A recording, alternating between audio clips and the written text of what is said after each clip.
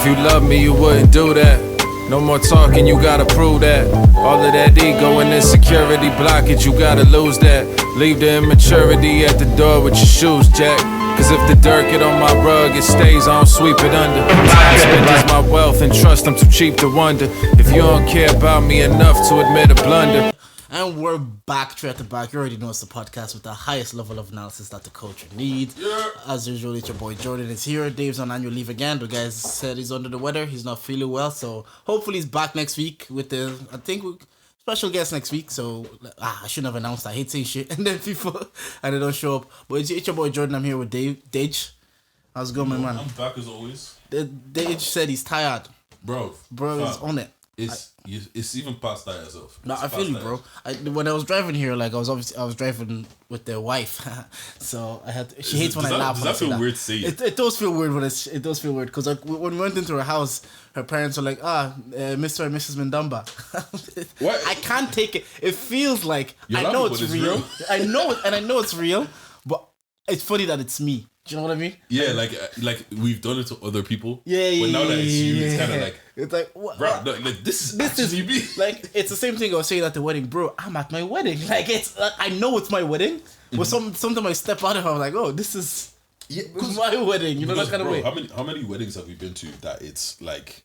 Yeah, it's cool. It's a wedding, but yeah. I'm just here eat jollof and eat jollof vibes. Or to show face, or because someone has brought me here. About like it's kind of like that. But see, I'm 1 week married now. How's it feel? To be honest, I think I was saying this after pod. That's like the only difference I do feel is like more so than in a relationship. I feel like I'm actually responsible for someone's life in the aspect of like I need to know where they are at all times. Like, where the fuck are you? Yeah, I need to know if they're okay. And that whole masculine thing of like protect and provide, it's kicked in even more so. I feel like I have to take care of her.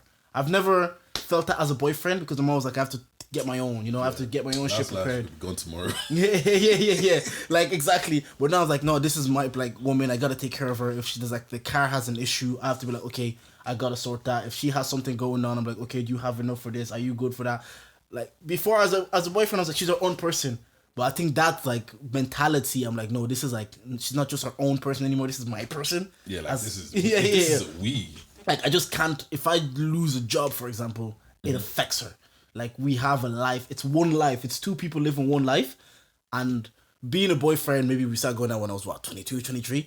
Just I was even in final year of college. That's just then out of college. So the focus is always like, I gotta pattern me because, to be honest, that relationship could end anytime, and you got to make sure you still have yourself patterned. Yeah. But now I'm at the stage where like, okay, this is for life. It's not gonna end, so I got to make sure that we're patterned. So that's kicked in. Good forever. Like that's the biggest difference that has been. Like, I felt in the week, and obviously then having to remember to wear the ring all the time. Bro, I'm not down for this ring thing. I keep saying it. I am not down for this. I don't wear rings. I never wear rings. Neither do I. But I know. Women, that explanation is not gonna slide. I know they're gonna think you're trying to pull some slick shit. But you know what's so funny about me? Yeah, it always seems like I'm trying to pull some slick shit. So I'm like, look, if I was trying to pull some slick shit, you wouldn't know about it. But you can't say that because it sounds like you're just making excuses. Exactly. So just look, have peace, bro. Yeah, but just have peace. Because I don't wear jewelry. I'm not a jewelry guy. I've tried to wear jewelry. I've tried to wear a watch. Like from young, my mom has tried to buy us chains. From young, jewelry is not my thing, and she knows jewelry is not. She's never really seen me with jewelry. I try to have like accessories when I go out. I try to like do that, but on a day to day, I don't wear jewelry because when I see people come to work and they have all their jewelries on, I'm like, man, you have time. But I just know. I think one of the days I forgot to wear it the first day. And the second day I was leaving for work again, and then she had called me. She's like, "Did you wear your ring?" She's ready. She's like, "Did you wear your ring?" And I think about it, and I was laughing about it at work. I was like saying, like, "Yo, she's seeing this as like a cock block." But some people might see it as a challenge. I always say a joke about Whitney Cummings. She made a joke saying like, "I always see like whatever guy I meet." She's like, "My flaw is whatever guy I meet, I try to see the good in him." I've met a married guy before, and all I could think was like, he's not scared of commitment. So even if he's like, that was a joke, and I was like some girl. That's the outlook that women will have. You think it's like, oh, he's showing women that he has a rig, he's off the market. Someone will be like, oh, so he's capable of being off the market. You know what it is, but I think that's also the reason why you know when it's like you get a girlfriend and then now all of these women are flocking to you. I think women do this thing sometimes where it's like, look at us speaking for women again. Like they don't go. This is the Speak for Women podcast. You know, that's the new name. It's what's called. It's like they don't go. I want someone like him. I just want him. Like why am I searching? He's already there. So why would I not go for him? So that kind of way. But like no, this is just. I think that has actually been the biggest adaptation. Other than that, now we're like pretty much living together and we're with each other every day. That hasn't been like I haven't felt the difference because there's work. There's gym. Yeah. Like then you watch YouTube in the end before you know it's 10 o'clock. I haven't really felt a strain of being around each other all the time yet. But other than that, the biggest adaptation is just remembering to wear my ring. Yeah. That's it really, married life. Because that's one thing that I was always so skeptical about. Because I would always talk to older people and it's like, the day before you get married and the day after you get married, I don't see how anything really changes. Do you get what I'm saying? Like everything, especially if like, let's say like you've lived together and all that kind of shit. Like, you know, a lot of couples live together and stuff like that. Bro, like what in this dynamic is new? Exactly. But there's some, it's just a feeling. It's just a feeling. So I always made it a thing to ask married people that just got married, like, do you feel a change? I think, dude, like I said, the only change I feel is like it's not just me anymore. It's not my life, and it's probably that feeling probably increases with children. Oh, that sense of responsibility. I'm like, I can't fuck up at work because someone literally depends on me to have a job to pay the bills, or I have to know where this human being is at all times because they're like, that's your, like, I'm responsible now. If something happens, they'll be like, yeah, where was she when this happened? So that's your wife. I have to know, like, are you okay? Does your car have petrol? Like, these little things, like, I just gotta be, even my dad was giving her his car because he got a new car and it had to get serviced. No, you know what? It doesn't even feel like it's flexing. It's so weird because I know when I see it, it sounds like flexing, but it's like what you always say. It's just the way my dad is. He just likes new things and he has the money for it in a way. So whenever he does these things, it doesn't look like flexing because he just does these things that kind of way. Yeah. Because it's like, it's one of those things you don't even think twice about. Like, yeah, bro, you see, take that car, bro. But yeah, the story I was telling is like, okay, the car needs to be serviced. Then all of a sudden, I felt like that was my responsibility. It is. Like, do you know what I mean? But I've never felt that as a boyfriend. Like, I didn't feel like it was my responsibility for those little things. But now all of a sudden, I'm like, is she good? Is this good? Or is this happening? Like, obviously now we're kind of like just staying in each other's parents' house or whatever. And I'm kind of like, whenever she's at mine, I'm like, do you need anything? Have you eat? Like all these things. That's probably the only difference I felt. Just a sense of more responsibility for a human being. Yeah. Other than that, it's been chilled, man. Oh, you know what? Yeah. So I was hanging out with some friends last week, and off of the back of the conversation we had last week with Noella, what was the question again? About men giving 30%? No. 100? No. Or what we don't like unprotected sex?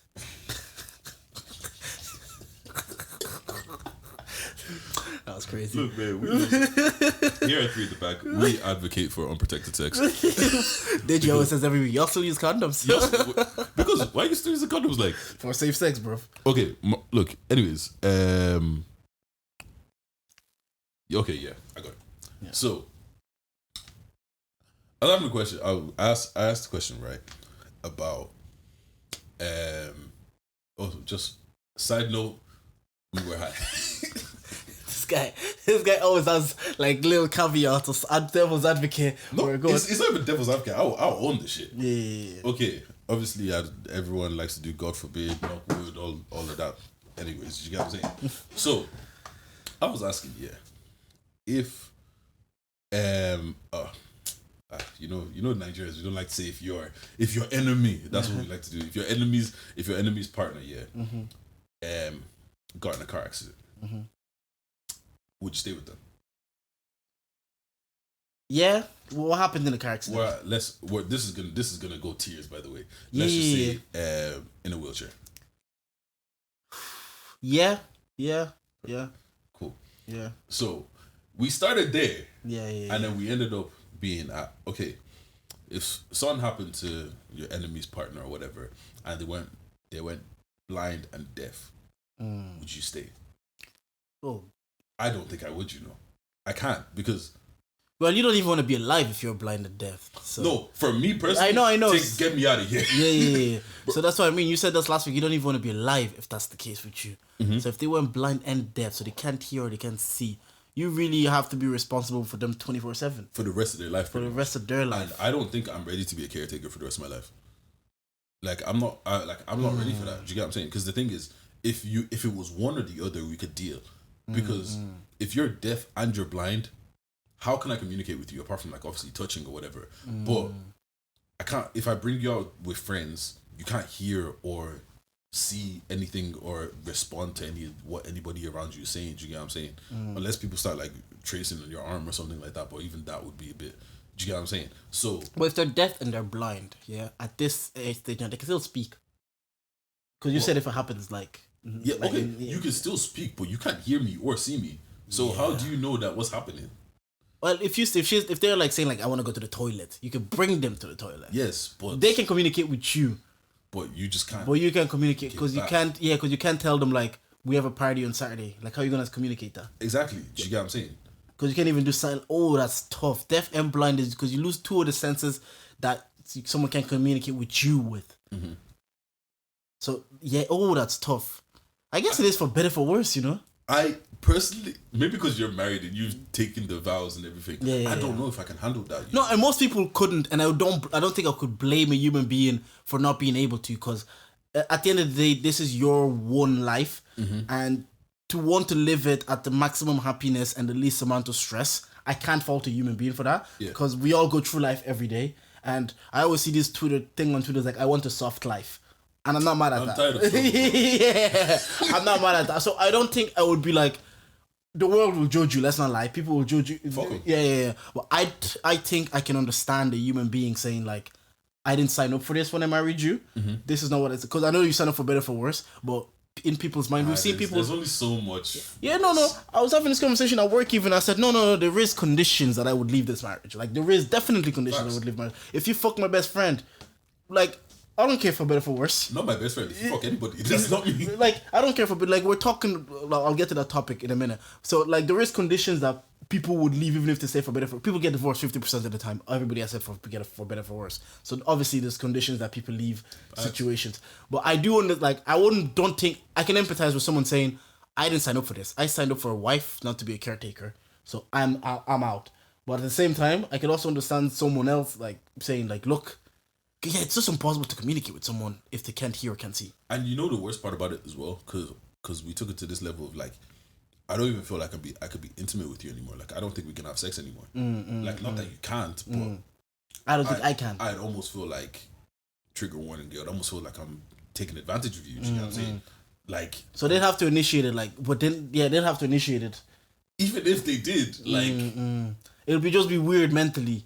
To do it. Do you get what I'm saying? Because you can't hear me or see me. Nah, I don't think I could be mad at it. Because even if someone left me and that was the situation, I could understand. No, I would be hurt, but I would get that like, you didn't sign up for this. Bro, put me in the home and just give me a happy ending every once in a while. I'm good. Like, bro. A bit of time and friction.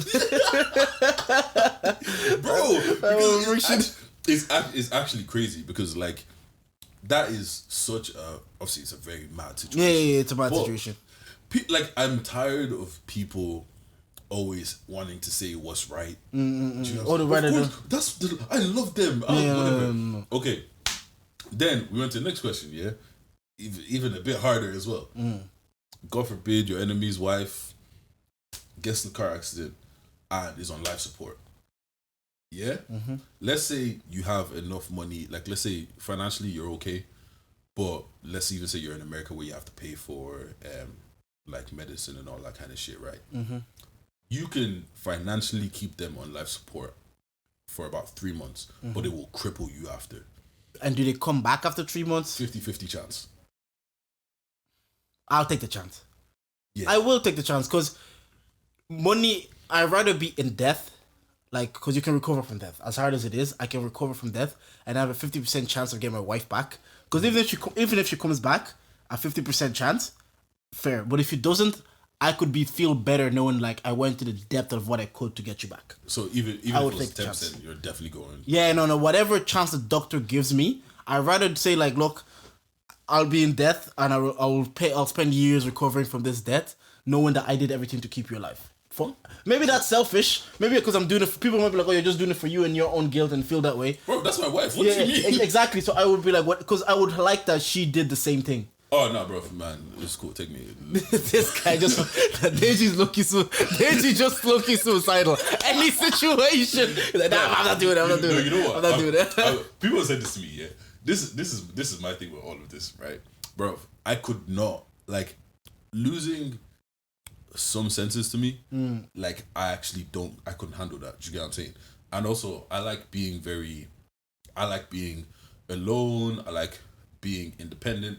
And you know what it is as well? A lot of my self-worth derives from helping people and doing things for people. Now taking all of that away from me and I can't do shit for myself, or I'm always gonna constantly need help. That's even why I'm like, God forbid I got into a wheelchair. Bro, take me, because like I don't want to, like, bro, I can't even take a stroll down the fucking street anymore. No, I hear you. I think some people, it's the mental more than the physical that will get to them. Like just mentally not being able to like I can't even do anything from it. That the mental side will just kill them. Like maybe not even literally, but after a while they're not gonna be happy to be around. I think I was watching Desperate Housewives. Bree's husband Orson, he was in a wheelchair and it just became miserable to be around because like he was kind of like you. The fact that he couldn't do anything for himself, he can't do anything, and he didn't even find himself like attractive to like Bree had to like have sex with him to make him feel like, you know, have self-worth. But I could understand that frustration of like I used to be, especially that you're an able person, that you were able to do these things. You could go to the store, go to the gym, drive your own car, and now you literally gotta wait. You're doing everything on people's times. You gotta wait for them to do things for you, or you can't do it for yourself. No, I understand the frustration. Like, bro, I'm not down for it, bro. Like, it's just like things like that. Though things like that is just crazy. Like people that are having family members in comas for years, and it's like that person was on life support for years, and it's just like. Is there ever a point that you're gonna like, okay, you know, we just gotta let them go? But I think it's like loved ones don't want to give up on a loved one. Like, I think that's what it is. You're just struggling to be like, if I could have saved you a life, because I think it's the unknown. Because they say if you're saying 3 months, and 2 months in and I pulled the plug. That unknown of 1 month, it's like what if it's like if it came to the third month and they were like, look, this is as far as we can keep her on. Now it's make or break. Most people can sleep easier at night knowing they went as far as they could have or should have. Whereas some people is like, if you pull the plug even the day before, they'd be like, why didn't I wait the extra day? Like, what could that's my thinking. I would go in death and try to recover from the death because I'll know the death that I'm in is because I wanted to save my wife's life. Yeah, no, it'll be worth the death. No, I get what you're saying, and it makes absolute sense. But yeah, no, we were just talking about that, and I was like, it got really dark, but. Bro, yeah, no. That's like those high conversations that's how they go. And the way we're talking about it, I actually saw a tweet the other day. Let me read this. Let me get it out and read it. It said, it was about cheating, anyways. While Jordan's looking for this, make sure you follow us on all the socials. Yes. At the back. Yes. On Instagram, 3 at the back on Twitter. Make sure you look for our. Don't worry, rebrand is coming. We'll have an easier. Yeah, don't worry. Look, bro, all the shit is on YouTube. Let me know when you find it. I'm just. No, I found it. Yeah. Right. It said 75% of people who claim affairs, who cheat, claim affairs have improved their marriages. People, not men. 2,000 people were surveyed. 82 were men. % of men said it's improved their marriages, and 60% of women said it's improved their marriages after they've cheated. Now I don't know if these people have gotten caught, or they haven't gotten caught, or they cheated and got whatever it is out of their system. And so my question was like, why do you think they felt like it's improved their relationships? Are we talking about cheating or affair? Those are two separate things. Well, who cheat claim affairs have improved their marriages. Because like I get but cheating, having an affair, I can understand. Oh, having an affair is because that person might give you something that your husband doesn't give you, whatever. And then once you have it, it might just be like, okay, now I'm not mad at you anymore because I'm getting it over there. Or, you know what, I had it, don't want it anymore. Yeah, I've lived it. Because I was actually surprised by the 62% of women, because apparently every woman is a good woman. No woman cheats. Impossible. Every woman is pretty. If you follow what they say, everybody has good looking friends, and all their women are good women. All their friends are good vibes. As well. All their friends are good vibes. Anyways, but because I was thinking about that when I was having these conversations at work, and a girl said what you said. It's like some people then will get whatever they were lacking outside of the relationship. After they get it, it fulfills whatever need or urge they had, and they feel better for it, and they go back to their partner, and they're calm now, and they're like, all right, that itch, whatever. Mm-hmm. Or it could be a case where, say, some girl, they had a urge to have a whole face, they got it out of their system, and they realized, actually, that ain't it. I'm gonna go back to my husband and be fine. Because people, this is the quote even from the dating lady, what she said actually was like even more interesting. Well, not interesting, but I found it what she said kind of interesting. It says, I'm not shocked that happy people cheat. If you're unhappy, your mind is elsewhere. There's no way you can compartmentalize an affair. Adulterers don't want to leave their partners. They just want some extra spice in their life. And there's this narrative and this connotation is like, you have to be unhappy, or you are mad, or you went out. It's like, no, because that's what we see in movies, isn't it? Again, visuals and conditioning. It's always the unhappy person. They're going through it. The partners don't do something and they cheat. But some people, it's just like we're saying, they're happy with everything. They just have urge. Sometimes you just want more. Yeah. And sometimes more. Like, okay, one thing is a lot of women want a certain level of spontaneity. Whatever the fuck that word is. If it was those 90s babies, it's like, take the helmet. Bro. Take the helmet. But they want to be spontaneous. You get what I'm saying? And like sometimes it can feel like things with your husband or your partner is kind of like it's slow down. Like, bro, there's only so many positions you can put your partner in over the course of, if you've been in a relationship for over 2 years, you'll see that, bro, everything starts going like this. There's a joke. I think a comedian has a joke. It's like, he says, I hate time a woman knows the next position I'm gonna put her in before I even do it. Yeah. And I get those vibes sometimes. I'm like, wait, how did you know? How did you know that's the one I was going for next? Because you know what it is, yeah. As much as everyone wants to think that they're great in bed and everyone wants to think that they're a freak or whatever. Let's be completely honest. Not every session is gonna bang.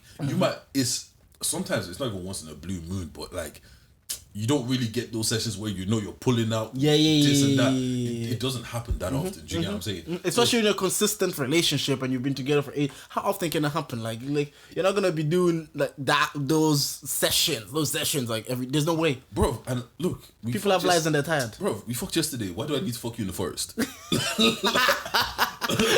Someone at work said that. Someone guy keeps giving marital advice. One of the things he said was, the good thing about being married is you can pretty much have sex a lot of times. Like, it's pretty consistent. Like during the week you can schedule sex. You can have it. The bad thing is it's with the same person forever. I was like, why are you telling me this? He says, what you lose in excitement, you gain in consistency. So you might not have the exciting sex that all the time, new person, new this, we're gonna try this or learn each other's bodies, but you can have sex every single time. And I think that's like with anything in life, that's the give and take. Because if you're single, you're constantly chasing, constantly looking. Don't know when the next. You don't know when the next one they come, but you're like, when it does come, you're excited about it. But then that's it. You don't know when that's the thrill then. But do you feel like some of the excitement also comes from just not knowing if it's gonna be good or not? Yeah, it's a mixed bag. You got to look at a girl and be like, it's a mixed bag. Do you get what I'm saying? Yeah. But when I know what to expect from you, like, okay, right. Your wife can't come now and do something that's going to surprise you. She can, but what are the odds? It's going to be one of those. Yeah. Hotel, something. And even apart from that, there's bro, people, if anybody has been in a relationship for, I would say, more than 2, 3, maybe even 4 or 5 years, bro, there's only so many things to do. Yeah. Before we start going into like the deviant territory. And maybe that's why like that article is saying it's like people. Because then obviously I was having this chat at work and a girl that has like cheated and she admitted it, and she's like, it's not like she didn't love her partner it's not like she stopped loving her partner or she didn't want to be in the relationship. She says in that moment she was on a night out, she was with her friends and she was having a good time, and a one night stand happened. And she knows the next day it didn't make a difference how she felt about her partner. And then it made me think, it's like we grew up thinking that like once a woman or man or whatever, this act means that there's a lack of love or lack of happiness within your relationship. Because I always say this, it's like with everything in life, just because I want to get new shoes or a new car, like you might want a new car, and it's not because you don't like your new car. And I know we shouldn't, like, the comparison maybe is a shit comparison, but what I'm trying to say is you could be happy with what you have and you could be pretty content, but the want of to experience new things isn't a foreign feelings to humans. The only reason we stop is because we know how we'll make our partners feel. That's the only reason, because through nature, we're supposed to, we're like every species, they mate with everybody. Naturally, we're supposed to mate as much as possible, reproduce as much as possible. It's the human element of feelings that knowing that, like, if I cheat on this, my wife's gonna be hurt, she's gonna leave me, and it's gonna eliminate my peace. It's not worth it. I don't know how far we're willing to go, but is that a human element, or is that what society has then bred us to believe? Do you get what I'm saying? I think it is what society, like, monogamy is I think it's a societal thing to be one, because throughout every other species do not mate with one other species for their whole life. But we have emotions, we have jealousy. Like, I'm saying all of this, I understand it, but if my wife went and cheated, I'll be mad. Like, I'll feel a way about it. I'm human also, so I understand that there is a human element, that because we have that human element of emotions, that's what we made it monogamous. Whereas I don't think it's probably the natural thing to do, natural way to live life. Yeah, like the thing about it, so I have a friend that is polyamorous or whatever. Yeah. I love that she came on the pod before. Yeah, and you know what? Speaking about it, sometimes I wish I had the capability to do that. Just because, like, we've spoken about this so many times, but just because it actually seems like it makes sense. However, bro, the way my heart is set up, if I care about you. No, and I think that's what it is. It's like things can make logical sense. Not even about sex, like even about life things. Things can make logical sense, but sometimes how we feel about things gets in the way of that. Like it could be like logical, Deji, let's get a pod studio and let's record in the studio, have nice visuals. But you might have spent money on this equipment, just an example, and now you're like, but I spent all this money on the equipment to record. Why would I get? But you know the logical thing to take this podcast forward is to invest even more into the podcast. But but in your feelings, because if I spend all this money on a podcast to just record a podcast, and I have a house that people can come to, and you're telling me now to drive somewhere and pay €6 to record, people, like, I could feel a way about that. So it is a human thing for us to understand things, but also we feel how we feel. It is what it is. Like, yeah, that's what it is. I think it is what it is. But, like, it's just this whole monogamy thing. Yeah, like, it makes sense and everything. But, like, you know what it is as well? Because I know for me, even something that bothers me is somebody doing something for my girl that I can't do. What you mean? What way? Or not even can't do. Like, you know what? Yeah, let's say can't do. Like, let's say, you know, when you if a guy could drive and a dude driving your girl and you couldn't drive yet, that kind of way. Oh, pain. Do you know that's why I learned to drive quick, bro? That's why I learned to drive at 17. I know what. Fam, what's going for me? I was like, they was like, how you get to that party? Oh, I'm just gonna get a party with. I'm just gonna get a lift for John. Yeah. Oh, I'm taking a bus. Don't worry. I'll meet you there. I'll meet you there. Yeah, John, he lives around the corner. He's going to the party too. Fuck John. Better me and you again, that bus. Yeah. Do you get what I'm saying? Or like I feel like it does come from an insecure place of just like even stuff like, you know, those questions like, oh, what would you do if your girl has a friend and he outdoes you on her birthday, like he buys her this and that and that, maybe you're just not in a position to do that. Do you get what I'm saying? Like, logically, it's gonna be like, yeah, like, it's cool, whatever. I just don't have it. But bro, that shit will pain. Of course, it will pain, and that's why monogamy wouldn't work with most of us. Because I think your friend she's in a relationship. She was on the podcast, and it was funny because she couldn't understand the insecurity that we had, that we couldn't do what she's doing. Because when she was breaking it down, it made sense. Shout out to her. I always see her ad on TV. Like when she was breaking it down, it makes sense what she was saying. It's like, I want to be with someone that can be them and be free and like live life with no restrictions. And that's how you get the best version of someone. Because when they're with you, it's because they want to be with you, because they have these options that they could be with anybody else, but they're choosing you. Whereas when you're in a monogamous relationship, this person is there, they're coming home every day to you because you guys have made this commitment. So when she broke it down, I'm like, yes, when you get the best version of people, even YouTubers and podcasters. I remember the MMA journalist Ariel when he was on ESPN. You could tell he was a bit restricted. When he went back to YouTube, he's free, and that's the best version of him. Yeah. So I understand what she was saying. Also, yeah, but also like, how the fuck did I just lose my train of thought?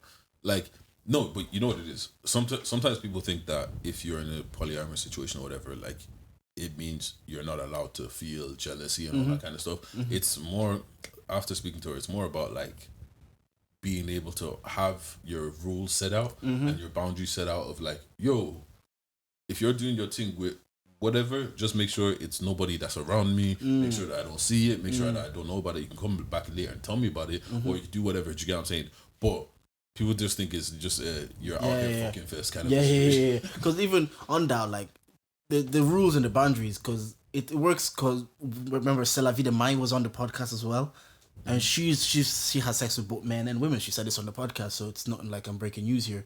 And my first thing was like, oh, you can have a threesome, and she shut down straight away. She was like, no, I don't share lovers. Like, even people always think because you go two ways that I'm gonna have men, I'm gonna have women, or it's gonna be a big fuck fight. Like the way she shut it down, she's like, no, I don't share lovers. If I'm having sex with you, I'm having sex with only you, and that's how it works. So even like we're having this conversation of polygamy and the society and having sex, even people that sometimes they can have sex with different genders, they're kind of like, I still get jealous and I still wanted to do it with one person because of the emotion. So we're having this conversation like, that's why cheating would always be a thing, and it could never really work in society where humans are so conditioned in the happily ever after, and we're so conditioned that imagine your girl comes back and she just got piped by someone else. I don't know how they do it, man. Bro, which is actually worse. If you walk in on your girl, she was on her knees sucking his dick, or on like taking doggy.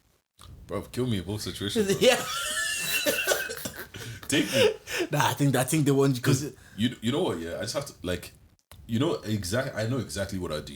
You know that meme of Homer, like he walks in, puts his hat down, and he walks straight back out. That's straight me.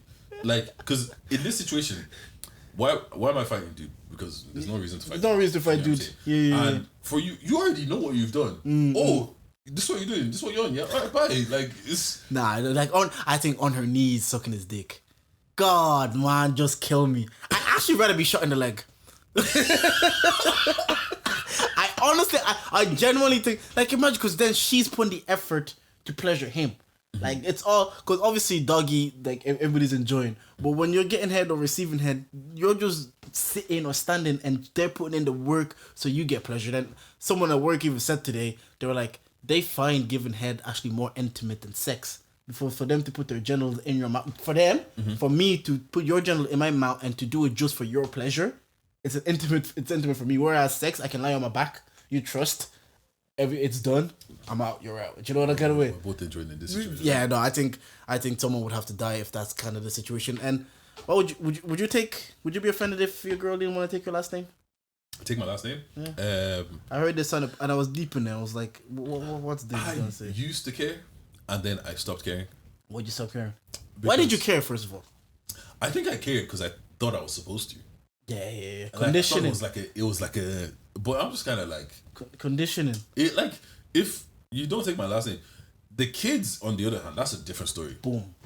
The kids, you can have whatever name you want. Yeah. The kids on the other hand, that's an absolutely different story. I literally said that as well because I heard it on another podcast, 90s Babies, and they were talking about this, and I was like, I never cared because I think when I grew up, until we moved to Ireland, I don't think, like, my mom had her last name. My mom had her maiden name, so she had whatever her maiden name was. That was it. And obviously, Chris, I grew up with Chris's family, and Chris's mom had her maiden name. So it was very normal for me that the women around me kept their maiden names. I still think Chris's mom has her maiden name. Like, I don't think that's changed. So for now, if my wife was like, I want to keep my maiden name, I'm like, all right, it's normal for me. It's like, I've seen this, it's fine. Whereas the kids, on the other hand, that's a different situation. That's a difference, because then it becomes things are just like, it's my legacy. That's another ego thing, isn't it? Like, but this is the thing, yeah. You can't give us all of this. Not that you give, ego has been given to us, but it's almost like our families and our parents and everything build you up on this, like, put you on this path of like, the most important things for men is about being able to provide, protect. And also you also have to protect your name, and people have to respect you. Do you get what I'm saying? And certain things come from respect. And then further on down the line, now you're telling us because of something that we have been thought our whole life that it has to now automatically change. Do you get what I'm saying? Like, it's kind of counterproductive. Because you build us up for all of this ego and everything, and then you want to break us down straight away. That's the unlearning. It's probably gonna happen more now with the like obviously things get more progressive. So a lot more, because I was obviously on the podcast. Temmie was like, his wife was like, I want a double barrel because I want to honor my dad's name because he has no sons or whatever. So we're gonna honor his name, and I'm like, I get that, like. That standpoint, I also understand. But in his case, he's been kind of raised like us. It's like, you're going to marry me. I gave you the ring. You are not my wife. You should take my name, kind of thing. You know what? Yeah, we don't really get that much out of everything as well. Fam, like, what do we get from, like, marriage? Bro, a partner? But they get that too. Yeah. You get what I'm saying? Like, even, you know what is something that is big to me, yeah? So, don't know what's been happening, but recently I feel like I've been ready to have a kid. Yeah, I know, absolutely wild, absolutely crazy. But the thing is, just do it, bro. Just do it. No. I'm gonna tell you why. Because for me, I've always said that I don't want to have to go see my kid. I want to be able to like every day see my kid grow up and all that kind of shit. Yeah, and I'm very, very against marrying somebody just because you knock them up. Because I'm like, bruv, it's really not that deep. Like, yeah, do you get what I'm saying? However, because men have no paternal rights, unless the girl that I have a baby with is batshit crazy, that kid is not coming with me. So if I have zero rights when it comes to this kid and everything is gonna be down to you, bro, at least let the kid have my name. That's fair. Yeah, I think you'll have your, because you say single parents home. You have your dad's name or your mom's name. I have my dad's name. Okay. I think because some people take because some people are in situations where maybe they don't know their dads, or they don't feel like their dad deserves to, like, them to carry their name, so they take their mums. I think Virgil van Dijk, Liverpool centre back, I'm pretty sure he has his mum's name. Dele Alli as well. Yeah. There's a few. There's an Irish player as well, mixed race guy. He took his mum's surname as well. Funnily enough, actually, I remember in school there was one guy. Yeah, he had his father's last name in primary school. Then I'm assuming something happened, and then he completely switched and started going by his mom's last name. And then, because some people are, and he might have had his father's name because, just like we're saying, conditioning and traditioning, and then his partner might not play a part in his life, and it's like, why would I carry your last name when it's actually this woman that raised me, and she's been mom and dad, and her last name deserves to be carried. And in that case, I understand, and I wouldn't even be mad at like the double barrel if like Simi was like, oh, I want to double barrel my name. I actually didn't like whatever she wanted to do with the surname. I don't think anything would have bothered me until, like, as long as it's like, keep my name, double barrel our name, take your name. I was like, what's and you know what? Temmie said that his wife said, like, what difference does it make to you? Like, when do you ever write my name? Yeah. And once he said that, I was like, yeah. Well, that's what I mean. But that's the conversation we're having. Logically, things can make sense. But like he said, I give you a ring, fam. Take my last name. Also, you know what as well? Do you know how much effort it must be? Like, because I'm thinking about switching my legal name. Because technically Deji is my middle name, but everybody calls me Deji, and I'm really starting to get annoyed at the fact of, like, on one side of my professional side of life, I'm like all these oyinbos and that, it's one name, and then on this side everything else is, so I can literally tell where you know me from. Oh, okay. If someone sees you, don't I can tell exactly where you know me from. If you call me DJ, you're probably a white person that I just met randomly somewhere. If you call me Deji, you're probably a black person or know me from black people. Yeah. If you call me Idris, you're most likely white. Like, you're most likely white, or I've met you in work or some professional sense. Do you know what I'm saying? Was that by design? Did you go into professional? Like, why didn't you just go by Deji wherever you went? Okay, so. Well, then that's just been easier, because we're having a talk with Simi actually this week about how I know plenty of Nigerians, and I didn't know that there was the Nigerian and English name, because I'll know someone like this guy Charlie, his name is also Damilare, but he went by Charlie in school, and the older he got, the more he embraced the Damilare. And I know loads of Nigerians that were like maybe insecure about their Nigerian names and to be made fun of or how to say, so they went by their English names, and then when they got older, they're like, actually, call me by my Nigerian name. So, on my birth cert, legally, all of that, Idris is my first name, then Deji is next. However, but you know, as parents will always just call you Deji and everything. So anytime I go out, oh, that's Deji's mom, that's Deji, that's Deji, that's Deji. But when I go to school, on the roll, it's my. I don't think Deji's on my school, like in school. Okay. So it's just straight Idris. Do you get what I'm saying? Okay. So now I'm not gonna be like, oh, yeah, it says Idris there, but call me Deji, blah blah blah blah. And then also, like, yes, as well, being young and the insecurity of being like, rah, can you pronounce this? I don't want to go through all of this, having you try to pronounce my name on all this nonsense. Funnily enough, but even with Idris, they still fuck it up. I've heard Idris, Idris, Idris, like, because I didn't even know, because I grew up, like I always say this, I grew up where predominantly Nigerians and predominantly Yoruba people, and they all went, when I deeped, it was like Taiwo, Tunde, Bola, like they all had Kemi, Tokbe, they had, like, they kept their Nigerian names, their Yoruba names. I was like, is it because we were around older Nigerians, Sanjo, B? I was like, is it because we were around older Nigerians that they felt comfortable to go by the Nigerian names? Whereas, say if you're the only Nigerian in a white school, your name was Sheun, so you say, just call me Sean. You know, like bro, just to be comfortable for everybody. They changed the language of my brother's name. I know you're laughing, but I'm being so serious. So my brother's name is Yusuf, right? Nigga goes by GB now. Yeah. But his name is Yusuf, right? In primary school, they took it from Yusuf to Joseph to Yosef. Yosef is Joseph in Irish. How do you change? So white people call him what, Yosef? They used to. Then and that's what he used to go by all the time. Yeah. And I assume it's probably a thing of like fitting in and all that. Exactly. Do you get what I'm saying? It's and easier. Then just he call me. changed it to Yusuf. Do you get what I'm saying? And it's like it's back to what it is now. Do you get what I'm saying? But for years, people were like, oh, where's Yosef? Who the fuck is Yosef? Like, I have a friend like from Pakistan. His name is Mubashir Ali Sultan, and for years he just went by Ali because he didn't want people to call Mubashir. And after years, we got to like college 18, 19, and he wasn't able to revert back to Mubashir.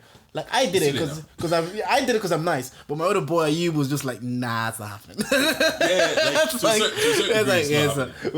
We've gone too far now to kind of go back. Well, I was like, look, I'm on the vibes of like, look, if that's what you want me to call you, that's what I'll call you. Even when it becomes to the she, he, her, that's my vibe. If you tell me what to call you, if that's what you want me to call, I won't fight you. But have you ever experienced colorism? Probably, but I'm not too like. I've been dark my whole life, so yeah. And when you were young, was it like, do you think? Because I would say I was watching a video on YouTube and it was on colorism, and I was then deep in my life because I'm also like dark, and I found the colorism more from, it was never an issue with the women. Like, girls never call me blackie, darkie, whatever. It was always the guys. And you're Blake, you're black like charcoal. My bullying when I was young was due to my skin color, and it made me insecure that when people were bleaching, I almost bleached as well. But my dad always told me, like, I always talk about how I always listen to my dad. My dad always told me, like, look, be original. Don't do anything because people are doing it. Do it because you want to do it. And I know I didn't want to bleach. I knew I didn't want to, like, buy me Carolite. I want to bleach. But I felt insecure about it. I was like, maybe I should bleach. And just on the topic of colorism, I was like, it's funny because it's just inside racism. Oh yeah, legit. Like, I'm like, we're looking at each other and saying, you black cunts. I'm like, well, what are you talking about, you fucking fraud? You fucking fraud. But you know what it is? That's crazy because I've actually never thought about bleaching. No. But I'll bring it again. I grew up with like group of Congolese people, and it was like a thing within the community. It was like a thing within the Congolese community. They'll go to like Belgium or France. This was before African shops really popped up, and you couldn't get like, there was like a cream called Carolite. Bro, my mom owned that. My mom owned that. Fam, you know those things are illegal. Are they? Like a lot of them have like what is it called? Some chemical nitroglycerine or some shit like that in it. And I remember being in the shop and allegedly man said they're illegal. allegedly being in the shop, and there would be like, it used to be something that allegedly kept inside the storeroom, and you come ask for it and allegedly pull it out. Allegedly, you get what I'm saying? but yeah, no, I remember like, I actually remember Congolese man were known for that, fam. And I always see a Congolese of going to church, being bullied, and I'm looking back at it, I was like, it was never girls that said it. Maybe because girls from a young age, they're more sympathetic and they just understand emotions.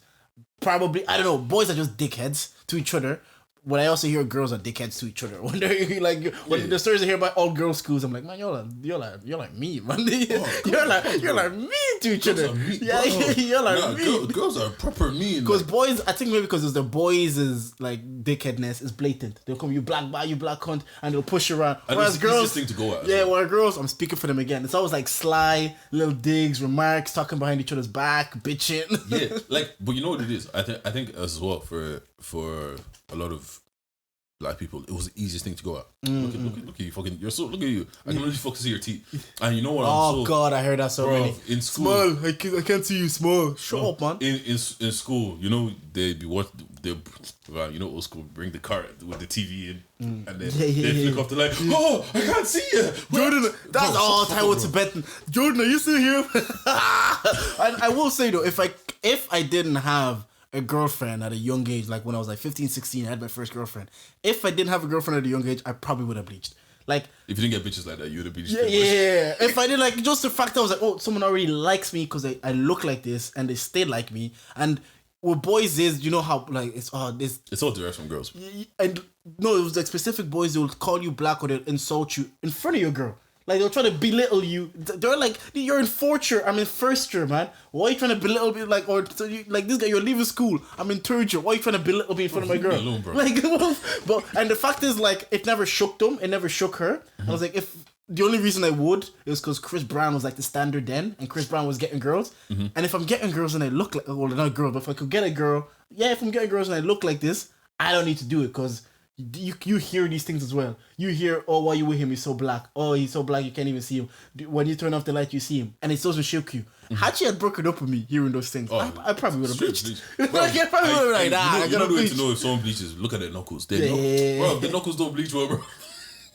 But because I was obviously colorism. It's just funny. It's just and it happens in all cultures, even Asians. Funnily enough, saying that now, I actually remember, bro. I always say I only like. I remember my childhood in spots. Like, I don't really remember a lot of it. But what's going on? One of my boys, like, obviously light skinned and that. And he used to, bro, nigga got bitches in it. The light skinned guys did get the bitches. I'm not going to sit here and lie and say I've had bitches my whole life because I haven't. My teenage years were dry. And you know what? Now looking back, they were dry because of me. Yeah. I just wasn't clocked on. I wasn't screwed. My head wasn't screwed on. But I just thought man wasn't the guy. I just thought I wasn't that guy. Do you know what I'm saying? I was like, wow, these girls are loving these light skinned man, innit? That's what it was. That's what I mean. Like, if I didn't get girls at that age being dark skinned, and I saw it was like you, light skinned guys and light skinned girls, like especially they used to call them half caste. Half caste. You know what I came across a while ago? Yeah. Do you remember those pages? Those Facebook slangers. Yeah. You even started on Bebo. Oh God, bro! You know some of them are still there. Of course they are. Oh, Ireland's finest. Yeah, bro. First of all, whoever made that page are a fucking loser. But it's just kind of like even just. It was good for creeping though. Yeah, it was good for. Sometimes they'll tag the girl. And you have a field day. You have a field day. You're free.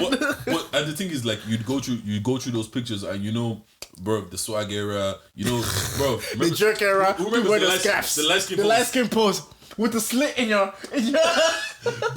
But then how many? You just see them with your skinny jean, checkered pants. They had that scarf from Penny's that they had on. Doing this on Connell Street. That is the name of this episode, Lightskin Pose. But yeah, no, I do remember it affected me in that way of just being like, wow, maybe these light skin niggas are getting the bitches, bro. And it was kind of like, but I don't know, for some reason it just never clicked on me to like bleach. No, I was nearly there, and I definitely would have if I didn't like a girl didn't like me. And I knew the fact that, she's hearing all this stuff about dark skinned guys, and she's hearing about me. Boys that's literally saying her in front of you, oh, we're black like charcoal. They're literally insulting me. These big boys, I couldn't fight them. They literally insulted me in front of her, and it didn't shake her. Then I kind of was like, well, if it's not shaking her, what would it, like? I only would have done it for bitches. Like, that's the only reason I would have bleached. To be honest, from the age of like not for myself to about like 16. Those 3 years, bro. Yeah. Bitches can get you to do anything, bro. Yeah, bro. You're so impersonable, man. Literally, it's because Chris Brown was the standard. A lot of people saw Chris Brown, and they started getting lights. The girls went for light skinned guys because he's like, like maybe it's not because of him, but it was like it coincided. It was no coincidence that when he was blowing up, the whole light skin thing was blowing up alongside with him. You know what's crazy as well? Have you ever seen those baby pages and like they'll edit like blue eyes onto a baby and like lights to make the kid's skin lighter? Bro, you man are fucking weirdos. Bro. You man are fucking idiots. I asked the Filipino guy at work because to show me a buff because his ex works in a different department, and we saw his ex, and me and my guy Sam were like, "Yo, your ex, like, yo, she's cute, you know, she's hot, like you were back in that man, like you, yeah." Me and Sam are gassing it, not even just gassing it. She was a cute looking girl, like we saw her, and it's like, nah, she's not that good looking. In the Philippines, they wouldn't consider her as good looking. Me and Sam are confused. We're like, it's like that's a thick Asian. What are you talking about? You don't come across what are you those too talking often. about? And he's like, oh, because she's dark skinned. And I'm like, she's dark skinned? I was like, okay, show me the standard of what Filipino beauty is.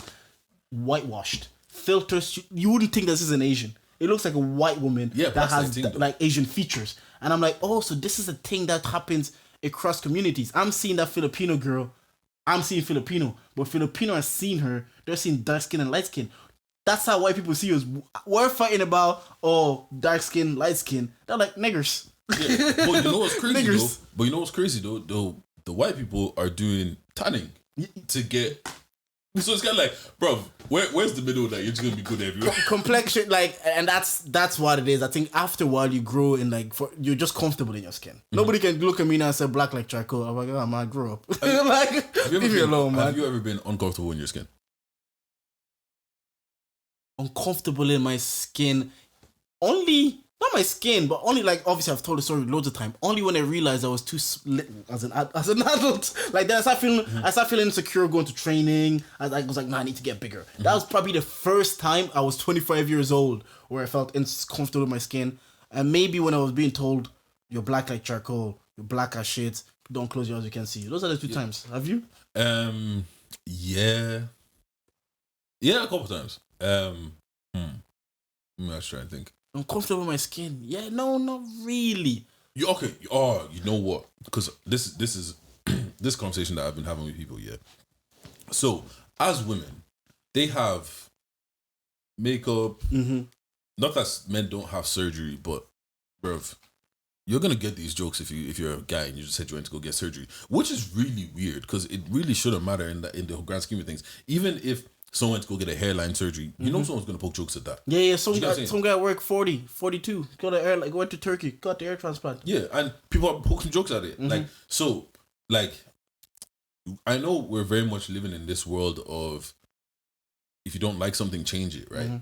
But for guys, we've kind of been programmed to just learn to accept it. Yeah, because it was never cool for a guy to look after his appearance. I've seen people like, so you ever hear like Cristiano Ronaldo, they say, oh, he's too pretty because he shaves his legs, he has no hair unless he looks too, and so that kind of way, and because they want men to be manly, to look manly. Let me let you laugh. You guys laugh, yeah.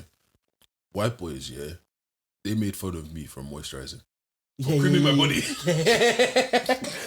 No, but being black in white spaces, growing up and having your own insecurities, like you'll go to the swimming pool and you're bringing out cream and they're like, "What's that?" And you're like, "Bro, you might don't cream." Everybody just start laughing at you, and low-key glad then there was like a black community with me.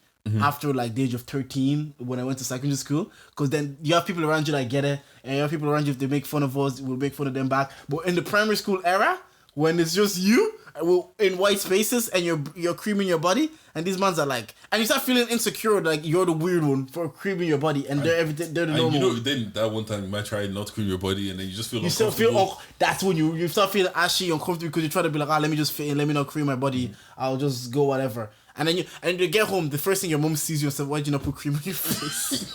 But anyways, straight away. My actual question was, has there been something about yourself that you didn't like, but you just had to learn to just...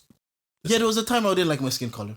There was I think that's one thing about me that I know for a fact that like I was... Because like they tell me, oh, you used to have a big head, I'm glad you grew into your body. Never noticed that. I never noticed. They look, man. Maybe I did have a big head, I didn't notice.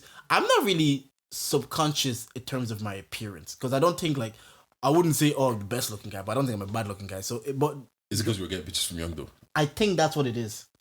So you're saying I think that's what a it lot is. of your, you know what? And my insecurities actually didn't even derive from women. They derive from men making fun of me. Because there is a stage I know people are going to make, men always look for approval of men. But you do want approval of your boys that you're around every day, your football. You want to be, to fit in. You want to be like, yeah, cool, I want to be with you guys. It's the same way girls want approval from girls. Like they always say, a girl telling you look pretty is so much more than a guy telling you That's you a look good pretty. point. Do you get what I'm saying? Yeah. Quickly revert back to what we were talking about before. That's another thing as well. The longer you're in a relationship, the less your compliments matter. Yes. Fam. Yes. One random dilly will tell your girl that she looks nice, and she'll not that she'll lose her shit, but she'll be like, oh my god, I was like, you told me look, and she'll feel gassed. Some might not admit it, but they will, but they do.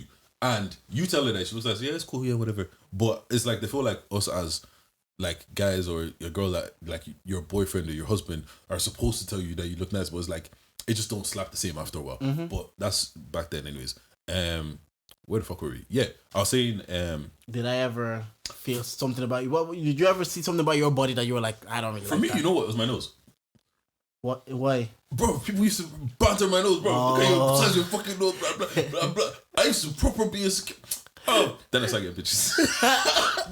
That's the answer to men's insecurities. Men's insecurity, once you get pussy, it just disagrees. It just decreases. Because the thing is, boys will say this, and you know, there's some boys that will say this in front of girls deliberately to make you look bad, so to highlight it, so they can try to get hit the girl. Because so when boys will say this, then not only that boys saying this, now they're saying this in front of girls. So you even like, fuck, I'm really insecure about this even more. But like you just like you're saying, once.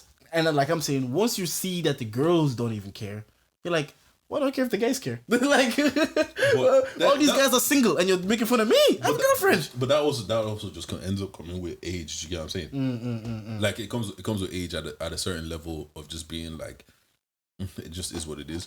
But my question, the reason why I was even asking that, right, is because how do you feel about like this place where it is like, if you don't like something, you can change it. Like, I personally don't have a problem with anybody going and get surgery, all that. Like, I don't give a fuck. I used to care a bit, then I was like, who the fuck? Like, you grow up, it's like, who the fuck actually gives a fuck? However, do you feel like it's building a society where it's like, people don't learn to deal with insecurities anymore?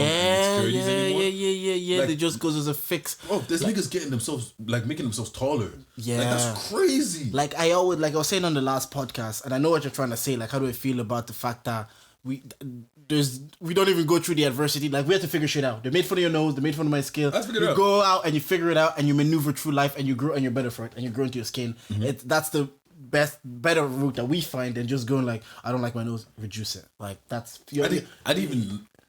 It was so far-fetched for me back then of like thinking about a nose job or whatever, right? That it wasn't even in my world. So I was like, there's nothing I could do about this. You just gonna sit there and say, yeah, that's my nose, bro. That's it. Like, it is what it is, bro. Like, on the last podcast, like I was saying, everything gets better as society develops. So even dealing with insecurities, because we were talking about the spiking, innit?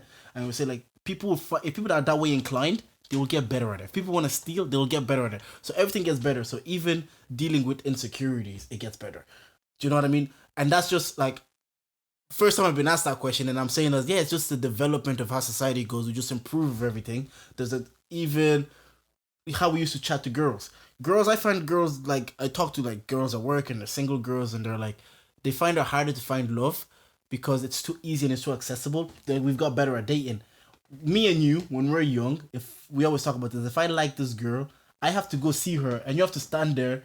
You'll have to be like, come on, Jordan, go talk to her. You'll have to egg me on, and if she's not on there, I have to walk back to you, walk home with you, and this girl just turned me down. And you can think how you want. You might light me up for the whole way home, and I have to deal with it. I was like, okay, she let me this way, and I'll have to maneuver, and then I'll find a way to get girls. Whereas society now, you get rejected on your phone, swipe right, go again. Niggas will block, like, delete, and go again. Her, and then never see her again, and it's like, bro.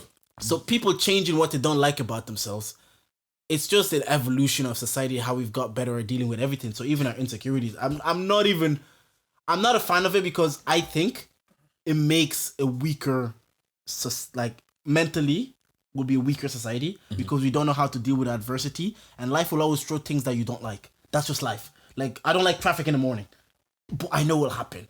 So because life will always throw things that you don't like, it's better to learn how to deal with the things you don't like, maneuver it. How like men don't know how to talk to women anymore because society like that's how where it is. People don't know how to look at themselves and be like, okay, I don't like my nose. I'm gonna make this work for me. I'm gonna deal with it, and I'm gonna grow into a confidence. It's just it's a cop out. Well, I don't know. But the reason why I asked that is because like you see people that I don't know. I could be wrong, but I don't feel like anybody's ever gonna be 100% happy with their body. I could be wrong. I don't know. Mm-hmm. I'm just speculating, right? Like right now, I've never spoken to someone that can say that they're 100% happy with their body. Till this point of my life, everybody I've met, there's something that they would do in terms of their physical appearance. Exactly. Now, so let's say there's a kid that might be like 16 now, yeah, right? Mm-hmm. And they're going through that awkward phase you go through as a teenager. Mm-hmm. You know, especially girls, things are changing, things are happening. Maybe the girls around you start getting boobs. You don't have boobs yet. Mm-hmm. Now, so you start changing things, right? And my thing is, if you look at something long enough, you're going to find something wrong. Mm-hmm, mm-hmm. So is it that now, every time there's something wrong, you're going to go change it? Or at what point is it like, you know what? It's just, let me just keep it here. People that can afford it are going to, bro. Yeah, I know, but that's what I'm saying. Like, is that where we're going? Where it's just gonna be like somebody that's banged out 50 different surgeries because it's like, all right, cool. I didn't like my calf muscle, so I'm gonna get an implant in my calf. And bro, if us black boys want to start talking about calf muscles, bro, you know, like, bro, I have tiny ass calves, bro. Like, how many niggas I know that have tiny calves? Yeah. But I think it is like I do think it's where society is going because, like, we were talking before the pod about appearance, because we're talking about If I Speak podcast, and we're talking about like, oh, she had an offer from Issa Rae, and it's a field that your appearance sells, and we know now appearance can literally change your life. Mm-hmm. And girls are seeing this, like you're saying, girls that are even younger, they're seeing this from the infancy. It's like, oh, Molly May gets money, Yewande gets money not because of how they look, but how they look really helps them because it makes them marketable and they can get all these opportunities. And it starts from, if Molly May, she's good at what she does, but it helps that she's a petite blonde white girl. Like it's like, let's not lie, it helps a lot. So people like my sister, who is 13 now, and she's seeing this from, her phone is in her hand since she was 10 years old, from the infancy. So she knows now, like, I can, if I keep changing my looks, that's what it is. It's in front of them and it's attainable, and that kind of makes it easier. I was even listening to, just speaking about when something in front of you is more attainable. Tony Hawk was on Flagrant, and he said when he did. Who the fuck is that? Oh, I'm gonna have to cut this shit out, bro.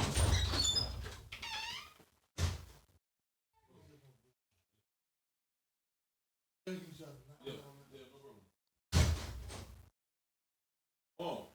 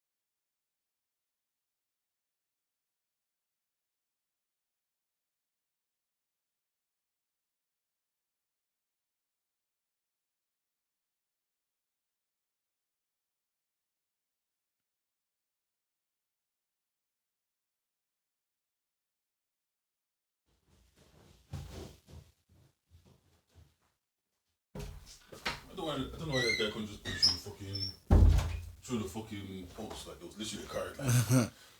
But yeah. No, yeah, because I think, and it's going. What I was saying is, society is gonna go this way because you can monetize it, and when it's in front of people's eyes, it feels attainable. Mm-hmm. So people are always, and like we're saying, it can change your life. Yeah. So people are always gonna go that route of like, if I can see something, I'm gonna change it. As I was saying, and then Tony Hawk, he said when he first did a trick, nobody has done the trick. But once he did the trick, like every month now, someone's doing the trick. Mm-hmm. It becomes the thing. Once you see something, it also becomes easier to get because you can visualize it kind of way. Kardashian saw people saw Kim Kardashian's body. I don't know why it's that with Kim Kardashian, but she made that body famous, and it became like, oh, we can all get this body now. No, I remember seeing something somewhere, and it was like, there was like, you can't. They were like, oh, you can't run 100 meters under 10 seconds or something like that. One person did it. As soon as that one person did it, everyone started doing it. That's an example they used on Flagrant as well. It was like a 4-minute mile. It was impossible to do. It seemed impossible. One guy did a 4-minute mile. Not everybody does a 4-minute mile. Because when something, I don't know. Maybe if people need to see things and things to happen. That's why we always say we need to see people in black people in spaces, so it becomes attainable. I never connected those two before, but no, for sure. But my thing is now, when something comes that can't be changed, what happens then? Because let's say people are changing heights, bro. Yeah, but I'm talking about something like, what happens if cancer happens? Yeah. Oh God. What happens if like some people have like vitiligo, where they start losing pigmentation and they start getting like, I was on TikTok the other day, yeah. Bro, this girl, she was a dark-skinned girl, regular-ass dark-skinned girl, up until the point she was like 20 something, and then she just started losing pigmentation. So like literally, like just all hair starts going white and all this kind of shit. You can't change that. There is no, like, she's like literally, she was going through all of like different phases. She was like, this is the place where I decided to stop wearing makeup. No makeup, no nothing can change that. And I know that is something that's not going to happen to everybody, and it's probably super rare, but it's kind of like, bro, at the end of the day, anything can happen. Like for me, I've got a massive ass scar right there because I poured hot water on myself when I was young, or whatever. A lot of black people have this kind of scars, bro. You know like, what it is? Even my little sister, except the mug just fell off under her. She has a scar on her thigh as well. You know what my one is, yeah. So my aunt used to live with us, whatever. And she asked me to make her water ball. She was pissing me off that day as well. She was proper pissing me off. I don't know what it was, but she was pissing me off that day. And like, she told me to make her. I was like literally, like, you know when the kettle literally just finished boiling. What age was this? Oh, bro, I was probably like, I was in second class, I think. Why is she asking you to make a hot water bottle and you're 7 years old, 8 years old? Bro, man, we've been doing things. Well, that's hot water. I'm not telling an 8-year-old to go touch a kettle. I disagree. Nah, there's no way you can touch. Bro, 8-year-old to go touch a kettle. There's one woman on TikTok. She has her, I think it's like 2-year-old. He makes food. Like he cooks like spaghetti bolognese and shit. Like, and I think that's another thing that as well, that like, we underestimate children so much, bro. Like, if you look at the top people, like, let's say, remember there's videos of like Sterling's kid, like can barely walk and he's kicking ball. Ronaldo's kid can barely walk, kicking ball. I even saw another one like TikTok again. This guy had his daughter. His daughter was I doubt she was even up to a year, and he was like doing like all of these like cheerleader lifts where he like, you know, hold them by the feet or whatever. And then it's like, I seen she's those like videos. 6 now, and she's proper doing flips and everything. I seen that video. Yeah. Kids can do what you teach them to do, and because they soak up things very, and that's why it's grassroots. The conditioning starts quick. So when kids see things, you know how we're talking about seeing and visualizing and doing. Yeah, they do it even better. Exactly. Do you know what I'm saying? And those are probably the years where it's like, all right, cool, you could chop this up. Like, I was even talking to Moya, right?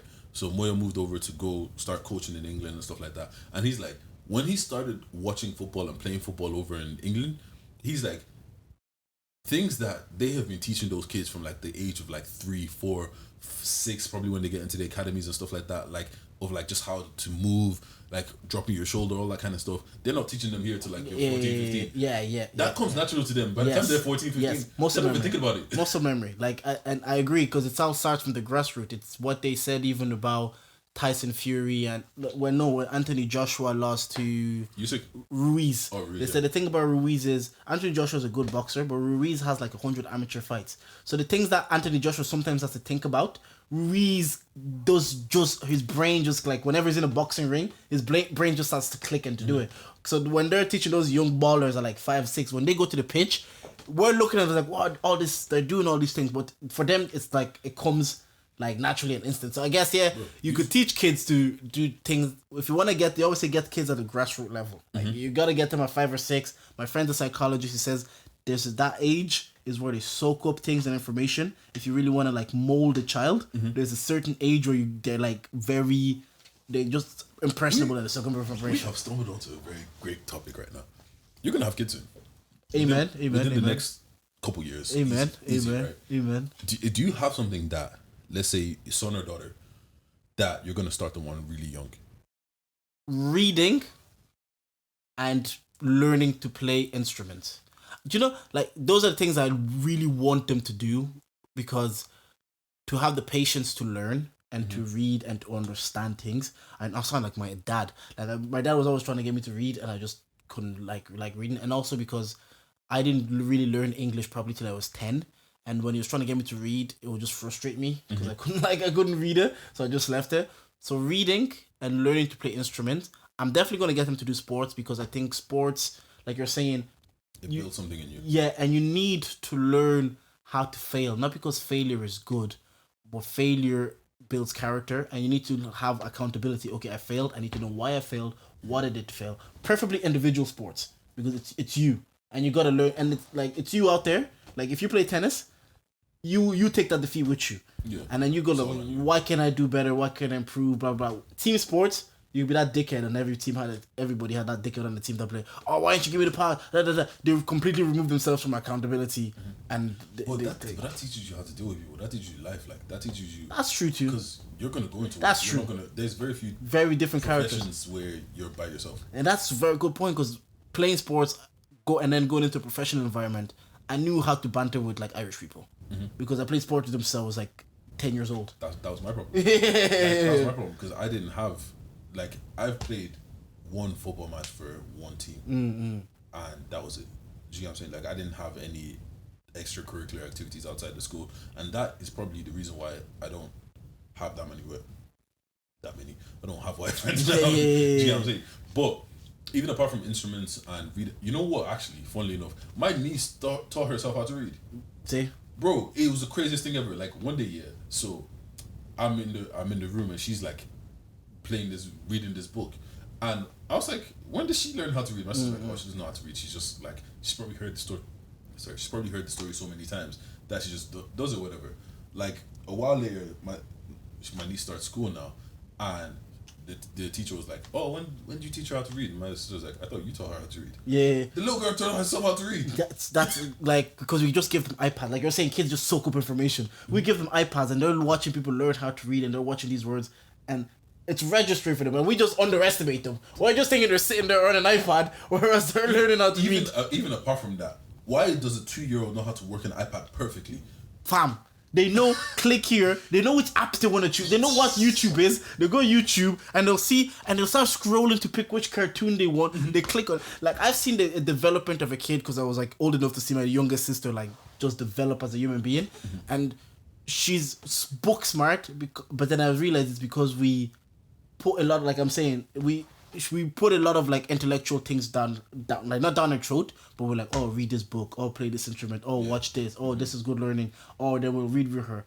And now she grows older, she's always older, like we can tell intellectually she's developed. And I was like, nah, it's because from a young age these things were like put into place, where we're giving her books, we're giving her this, we're making her watch specific shows, we're watching shows, not just making her watch, we'll watch it with her, so she thinks like we're all watching this. And it gets to an age now, she's like, oh, what did you do? She's like, oh, I got 93 on my science test, I got 108 out of 115 on my maths.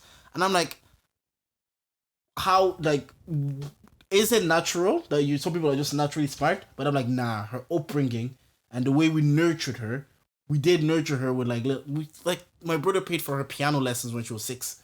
Just then she was learning how to play piano, how to read music. And when you're learning how to process these things, maybe when you go to school, you're processing information given to you better than most kids. Yeah. And it's why people, not white, maybe it is white privilege. It's like, it's why in some certain areas you'll have people that are in a position of power, and they work hard, and they think like, oh, why can't the black people in the black community just work hard and get to where I am? But they don't understand that from the age of 3, their parents put things in place. It's not because you don't work hard. It's because when you were 3 years old, your parents could afford to put things in place for you. They could afford for the piano lessons. They could afford for the tutor. So you already had that advantage from 3, whereas a single mom couldn't do it. They could afford to just be at home and do it with you. Exactly. Whereas a single mom has to work 2 jobs. The kid is not getting the attention. So for them to even get to the level below you, it's more impressive than you to get there because it's like we're all running the same race, but you started 40 meters ahead of me. Exactly. so that kind of thing. And I think we did that with my sister. We put things like, I'm not saying like if she works hard and she does well in her studies or whatever, it's not because she didn't work hard. But she should also recognize, like, you had 2 brothers, parents, and a mom who give you all the attention, who are willing to pay for things and piano lessons and tutors and take you there and take you there. So these advantages, don't look at your friends now because she has like friends as twins and they have a single mom. Like, don't look at them as if like they're not trying. They're doing the best they can with the resources that they were given. And it kind of made like I heard the argument on Joe Rogan, and I heard it and I was like, oh, okay. It's not that you don't work harder, you don't deserve to be where you are in life, but it's just acknowledging you had a head start, bro. Like you had a 50-meter head start to get there. You had tutors, you had both parents at home, you could get piano lessons, you could do this on the weekends, whereas their 2 moms are working and they're figuring out homework by themselves every night. Bro, even apart from that, like parents that didn't finish school, like my mom finished primary school. I think that's it. Yeah. My mom stopped at secondary. Do you get what I'm saying? So it's kind of like, so first of all, my mom wasn't even around too often to be there to help us with homework and shit because she's just working like you said. My mom's had 2 jobs, 3 jobs, kind of a situation. You know what I'm saying? Like we used to get ourselves ready for school. What age did you start doing that? Doing what? Just get up and yourself and get ready for school. We have been and just walk into school. 3rd, 4th class maybe. Yeah, I think mine was maybe 6th class, but that's a good age. Maybe even 2nd. Like my sister, me, my brother, we'd sort each other out, like kind of situation. Like we underestimate kids so much, and I feel like a lot of talent has been wasted because it hasn't been nurtured so young. Because it's kind of like, now that you're saying all of this, right, it makes so much sense. Like, okay, I can't spell for shit. I hate spelling. Like, bro, like literally autocorrect is my friend. Like, bro, I'll put shit into Google, find out the definition, copy, paste, and put it if certain words I can't spell. Do you get what I'm saying? Like, bro, you know what word fucking pisses me off? Couch. That's so random. Bro, spell couch. I know spell couch. COUCH. Yeah, like it's an annoying word. Because I was just a coach as well. Do you get what I'm saying? But like for me, right, it was one of those situations where obviously because it's not my mom's fault, but she'd be working a lot of the times and stuff like that. So she's not there meticulously. Okay, are you in honors here? What did you get on that test? What did you get on that test? It's you get the report card at the end. Oh, okay, that's not too bad. And we move on. That was it. You get what I'm saying? Like, but I have friends that his mom's like, "Why you're doing high level everything, bro? I don't even know if I knew the difference between high level ordinary level, or even I was even doing either. Do you get what I'm saying? So I literally picked my own path the whole way through. But I have other people that's like, he was gonna do ordinary level Irish, but his mom's like, no, you're doing high level everything. So he had to just figure it out. And then some parents will even get you a tutor. I remember friends would get tutors for the weekend. They have tutors on Wednesday. They go to extra maths. And these things are grind. Yeah, that's what I was looking for. These things are in place for them to succeed. And it's not like if they do succeed, you'll never take it away from them. Like no, you did the work. You put the work in. It's also acknowledging, like you're saying, there's 3 kids and just your mom. She has to do what she has to do. She heard at that point, my job is to keep you alive and hope for the best. For what you like, get older, I understand. I'm like, my job is to keep you alive and hope for the best. But like I said, watching my sister's development, I'm like, oh, she does well academically. She won another award today. I'm like, oh, she does well academically. But it's also acknowledging, nah, bro. Like it wasn't just dad. It wasn't just our dad. It was dad and mom. Than me and my brother. So we are paying for things. So what do you need? Do you need this? You have all the home comforts. Then when you go to school and a grade is not good, I promise you when it comes to junior cert times and she's struggling with something, we'll get her a tutor. And not everybody can do this. Not like my mom would come to this group, oh, she's struggling. Me and my brother would be like, oh, okay, how much is a tutor? Like, just my brother just came home one day, she got a piano. My brother's like, well, how much are piano lessons? Sorted it out. And those you would not, even if you not like the instrument, you would not have this avenue. You would not have been able to like, mom, I like piano lessons. So they'll tell you what's piano lessons. Yeah. Even apart from what's piano lessons, bro? Who's gonna take me? Yeah, same. Do you know what I'm saying? Like, who's actually gonna take me? Like, even when I was doing football training and shit like that, like, it's because I went with my boy, and his mom drove us there. Do you know what I'm saying? Like, but it's one of those things where, like, yeah, it is just like different upbringings and different all that kind of shit. Do you know what I mean? Just speaking of that, someone was even asking like, oh, when your dad came to watch you play football, were you nervous? And I was like, yeah, I was hella nervous because they didn't come. He didn't take me. I went to knock for my friend Chris and we walked to training. And that's another, like we're talking about infrastructures. I'm not saying I would have been good at football or the best at football. I honestly don't know. I was good at the level I played at, but would I have been that good at that next level? I don't know. But our parents didn't know how the system worked. They didn't know the best teams in the country, the best academy to take you, or where to drive you, and they weren't willing to drive you 30 minutes up and back. So you're already at a disadvantage. You can't miss church. So if there's a game on Sunday, which most games are on fucking Sunday, exactly, you can't go. You're already at a disadvantage to these people, and so that means your chances are even. Whereas these people, they've been coming to their kids' games since they were 7. They're willing, like, you know how we're recording podcasts. They'll come home from work at 7, know their kids' training is at 8 o'clock. Pick up the kid, drive them, wait with their kid, take them home. Cheer on their kids. Cheer on their kids on Sundays. Wake up and they put the extra mile in. So if their kids are in this position to succeed, you'll be like, yeah, your parents. Not that you weren't good or you didn't put the work in. Of course you did, but it helps that the people are there helping you. You know what it is? Yeah, we both went to the gym. I'm on 0 sleep. You're on pre-workout. like we're both going, but I can't. If I, like you're saying, if they can't pick me up, I can come. If I'm telling my mom give me a $5 for subs to pay the refs, my mom is looking at me like, now I feel like I can't come. I'm like, why did you come? I'm making up excuses, but I didn't want the shame of like saying my mom wouldn't give me €5. Oh, I wasn't feeling well. Oh, my mom said I had to go to church, like, or whatever. It's like it's so funny how like just everyone's life is different. Like I remember being in, I think 4th class or something like that. Yeah. And it was one of those situations. It was even 4th, maybe 3rd. I can't fucking remember. But it was one of those situations where there was a school trip coming up, yeah, and it was literally €8 to go. But for some reason, obviously, and then there's also the other thing of like, when I'm the oldest boy, oh, you're the run of the house, bro. Shut the fuck up, bro. I'm 10, bro. When you look back at some moments, yeah, you're like, why are you telling me this? I'm 10 years old.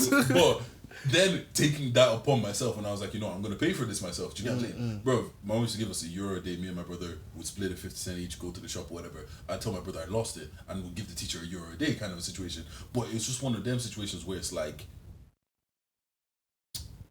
if I was in a situation I was in, which is fine. I actually like the way that I grew up because it made me understand and grow up quick enough that I just know how to do things. And you don't know any different. Literally. Sometimes it's like if people always say, "Oh, I liked it," or "Did I could say I like my situation I grew up in," but I grew up that way. I don't know any different. Like what can I do? I didn't know any different. Yeah. But it's kind of like it's just sometimes seeing myself, and I guess this is what our parents go through. With like when I was your age, I used to walk 5 miles. Allow me, I don't have to do that, bro. But it's the same way that I remember what I was doing at 12.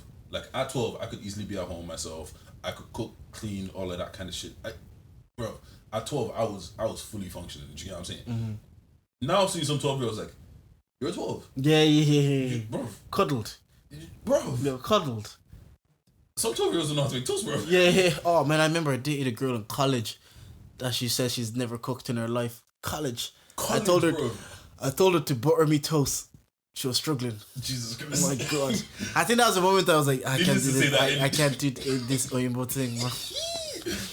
I can't do this Mundele thing. But even the thing about that is as well, like being in college and seeing these Oyimbos take their laundry home for their moms to wash it. Yeah. Bro. They're going home before you going home. I need to do laundry. So don't you have washing machine in your house? You are 19. Don't you have washing machine in your house to do this laundry? They're just like, so it's one of those situations where is it. Because you know what? Sometimes when I speak about some certain shit, yeah, people, but I'm like, I loved it because it made me proper. Like, I had to learn how to cook. Have you ever talked about beatings and what the beatings that you received around white people? They get so uncomfortable, but you're like, man, you built character. I loved it. I haven't even told them the madness. I'm telling them that, oh, you know, what's called one time my mom got like one of those wooden spoons and broke my hand. You're like, I should stop right now. As before, these people will call the police. They will call the police. Actually, I think it's healed now. Nah, some of those beatings were brutal, man. Bro. Some parents hate their kids. Bro, skin has been taken off my body before. Jesus. And it was an accident, granted. But I was like, you know when you hit someone with a belt, but you snap it back at the right time. That whip.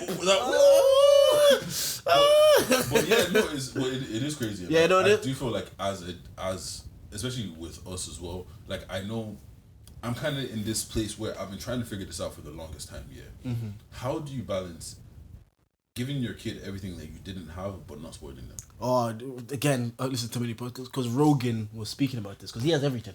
He can give his kids everything in the world, but he also wants them to learn how to get things and gain things, and I was like, as a parent, if you worked hard, say if we worked hard to be in a situation where we don't have to work and our kids don't have to work, and we realize what we would have done if our parents were in that situation, I don't know if the love that you have for your kids, you just wouldn't be like, just have the world.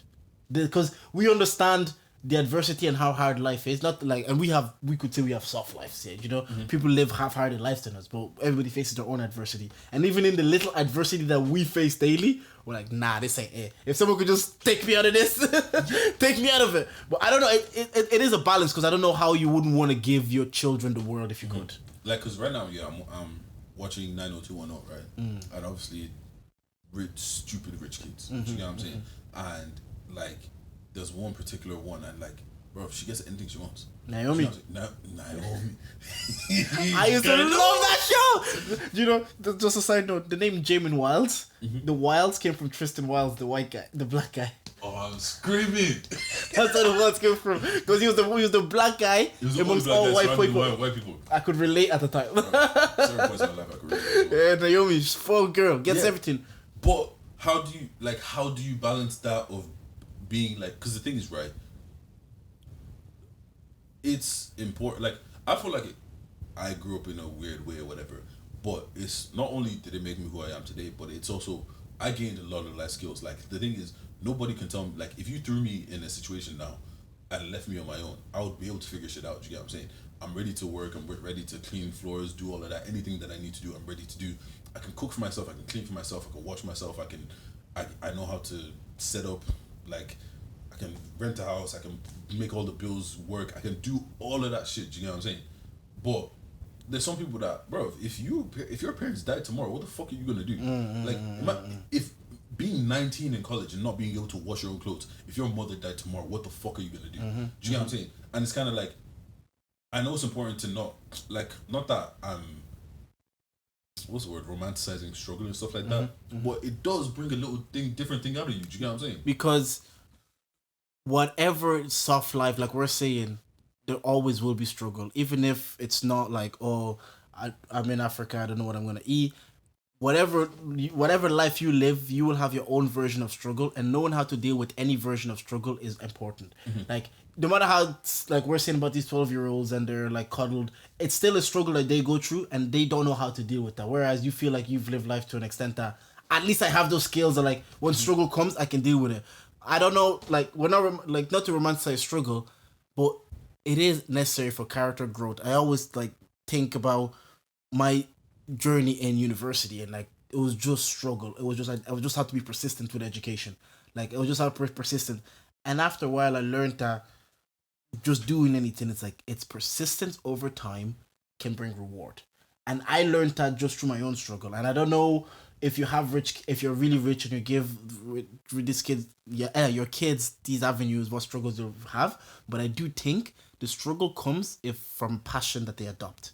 If they adopt a passion, like say music, sports or whatever, and they want to be really good at it, they have to do that themselves, and that can bring out their character. Say if you become an MMA fighter and you want to be champion, no matter what, you're gonna have to grind. You're gonna struggle and fail. I understand that, but even when I'm talking about struggle, like obviously people know about the Maslow's hierarchy of needs, whatever. Bro, the bottom three, if maybe the bottom, you should just know how to be able to like survive. Yeah, no, like, that's true. I'm not even saying like, I'm just talking about having basic survival skills. I think like that whole thing of guys that don't know how to cook, I look at you and I'm like, what the fuck is wrong with you? I think we got to like 13, 14. My mom started teaching us how to iron, cook, clean, all of this. And one time I was 17, my dad was like, gotta learn how to drive.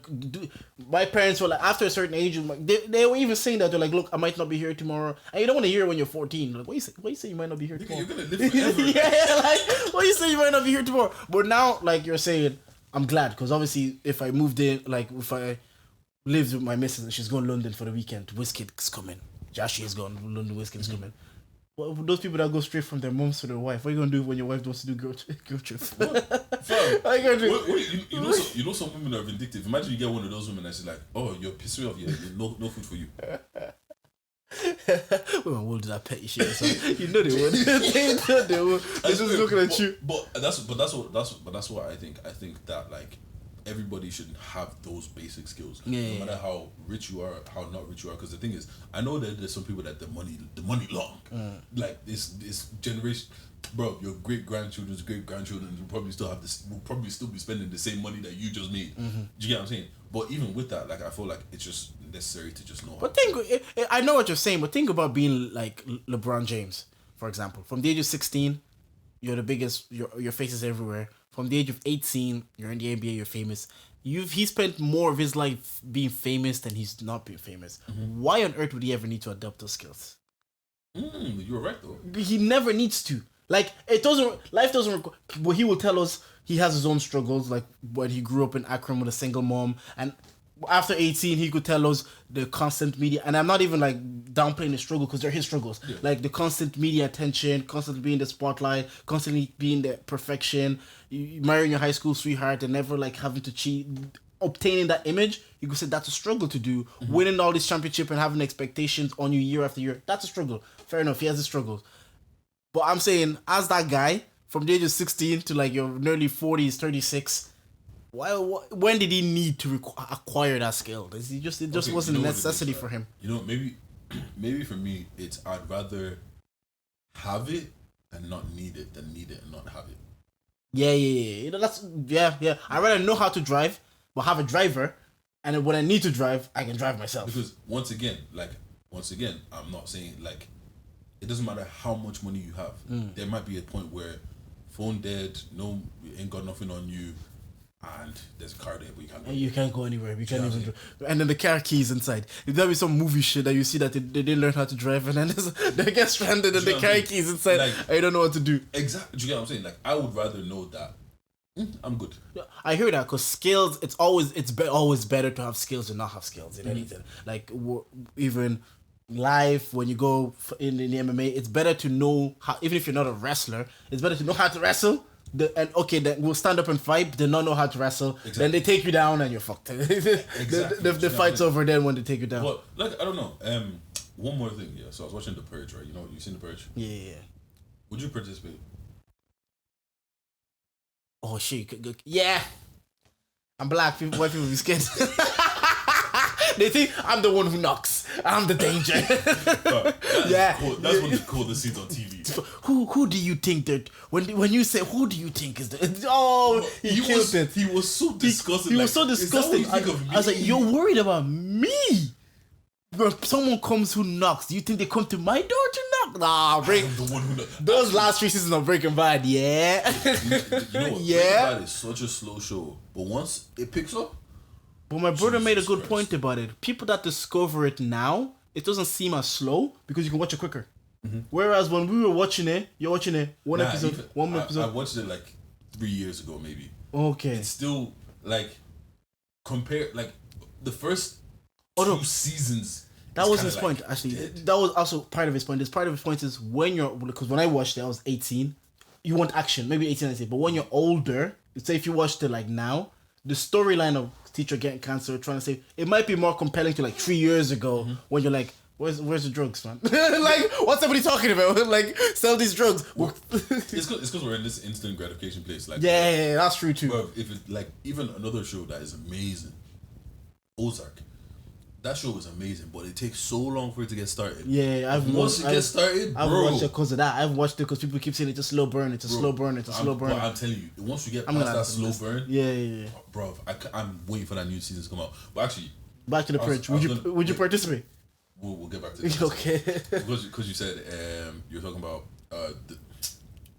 Walter White being like, do you know who the fuck I am? Who do you think who knocks? Do you think this is gonna be a proper callback to the beginning of the episode as well?